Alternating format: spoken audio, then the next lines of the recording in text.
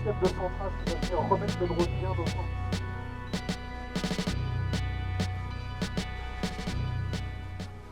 Je suis responsable R&D chez Hexadrone, où on développe le Tundra.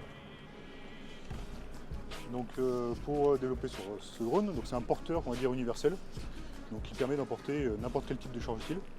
Donc on s'est basé sur un corps commun à différentes configurations et qui est modulaire, avec des bras et des hélices 28 pouces. On a des configurations avec des bras plus courts et des bras plus longs. Donc cette configuration nous permet d'emmener 5 kg de charge utile pendant une demi-heure et elle vole 1 heure à vide. Les plus petits bras permettent d'emporter 3 kg. Ici par exemple on a une configuration avec une boule optronique, donc avec une voie jour et un zoom x30, une caméra thermique et un télémètre laser qui fait 1,3 kg et on vole environ 50 minutes avec. Et la force du Tundra, donc comme je disais, c'est sa modularité, donc la batterie on peut très bien la mettre dessous, inverser la charge utile et la batterie. En fait. La plaque qu'on voit ici est présente dessus et dessous, donc on a juste à inverser la charge utile et la batterie. On peut être en configuration batterie ou captif aussi, on peut travailler avec Alister. Ensuite on intègre différents modules autour du drone, donc on a des emplacements prédéfinis avec des connectiques derrière, qui permettent de mettre par exemple un module de suivi de terrain, un crochet de largage, tout ce qu'on veut.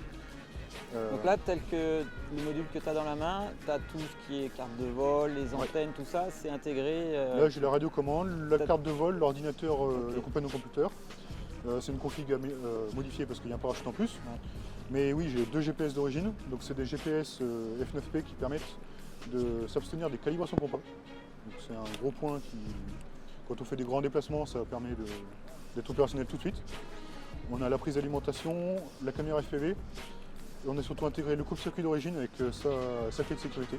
Donc en fait c'est le couteau suisse on va dire du drone, c'est-à-dire qu'on a vraiment une plateforme commune et on peut lui attribuer n'importe quel payload, n'importe quel C'est ça, usage. Si on repart de l'histoire d'Hexadrone, les premiers drones qu'on faisait c'était des drones sur mesure pour un usage demandé par un client.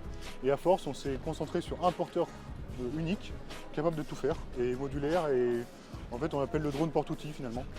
Et en fait, le module qu'on a créé, le standard qu'on a créé, donc qu'on appelle le TR-Lock, donc c'est une interface mécanique et électrique entre le drone et l'extérieur, et la charge utile.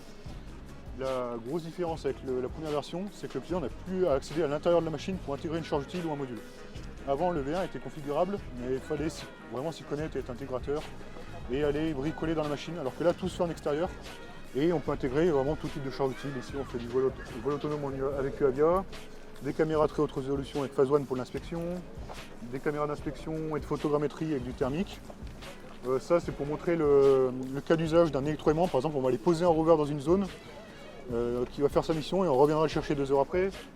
Là pour l'agriculture on fait du largage de trichogrammes dans les champs de maïs. C'est vraiment très varié, on bosse avec des centres de recherche qui intègrent des antennes, des radars. On a vraiment tout type de clients. D'accord, et maintenant le prix ? Le prix, on est à 17 500 € sans charge utile et par contre avec sa valise de transport.